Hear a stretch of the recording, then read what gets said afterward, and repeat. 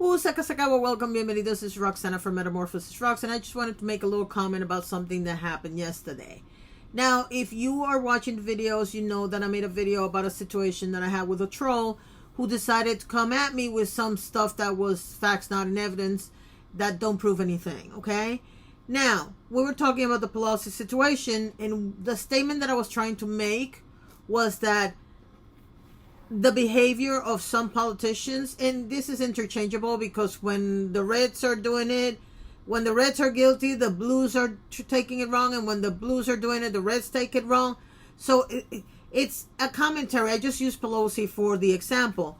But when I made the comment that, you know, the way that Scalise was treated was completely different than the way that Pelosi was treated, I got this person making comments about, well, you know, she's covering her husband's affairs and they're insider trading and blah, blah, blah. I want to touch on the affair. That's the part I want to touch on. First of all, the person never proved that there was an affair, but that was not the point. And I don't want you guys to think that I'm interested in knowing if there was an affair or not, because the truth is I don't. Here's the thing. I'm tired of watching people making up stories to try to ruin other people for their own amusement and entertainment. Having affairs is something that I always find fascinating because the behavior of everyone around us on the topic of affairs is ridiculous. We have managed to make it in a world where slut shaming is not a thing anymore. And if women want to have a healthy sex life, they don't have to hide it like they used to anymore. But for some reason, affairs are where we cross the line. And I'm not saying that you should forgive everybody for having an affair.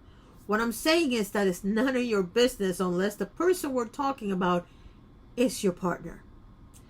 I'm tired of watching people be sanctimonious and how dare this person do this.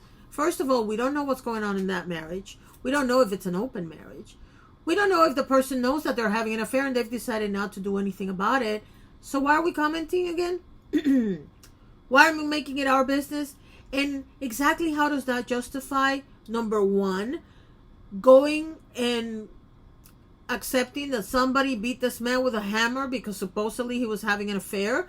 And number two, how does that justify that an entire political party decided to bash Pelosi, calling her a liar, claiming that this never happened, claiming that this person knew them and all this other stuff? None of it is justified.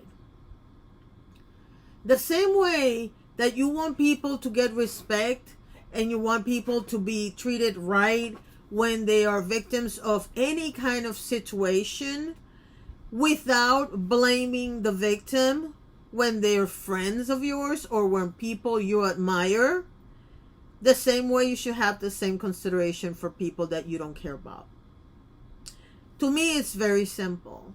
I don't hate her. I don't like her. I'm indifferent to Nancy Pelosi, okay? I realize she's a Democrat. Just because she's a Democrat doesn't mean I like her, okay? I don't really care. However, her husband's 82 years old. I believe she's 80. I don't see why it's okay to think that because he might have had an affair or I don't care if he let the guy in. Since when does that justify somebody hitting you with a hammer? If somebody knocked to your door and you decided to let them in, for whatever reason, I don't care what the reason is, how does that justify that person attacking you? Really? Because I don't think so. And that's the part that bothered me about this. We have come to the point where we think we are judge and jury of people because they have affairs. Why? It's none of our business. You know, I have friends that have had affairs, and there's always, you know, whenever the thing explodes and everybody's like taking sides and whatnot, there's always the question, if you have a friend and you find out that they're having an affair, would you tell the spouse? No, I wouldn't. And by the way, I've changed my mind about this 2 or 3 times. But at this particular point in time, no, I wouldn't. And I'm going to tell you why. It's none of my business. Now, am I going to look at him? Or am I going to make sure that he knows that I know? Or she knows that I know? Absolutely. But am I going to go running to the spouse and tell them, oh, your spouse is cheating on them? No. Because it's not my place, and it's none of my business, and it's none of your business either. Now, is it fun to talk about celebrities and whether or not they're having an affair? I've never found that part of it fun. I find it interesting when everything blows over and you find out that they were having an affair or not, how the couple dealt with it. That's always interesting to me because human behavior to me is fascinating. But as far as whether or not this person did something or not, since when is it okay to blame the victim for an attack on them because it's somebody that we don't like? I'm sorry, but I have a big problem with that one.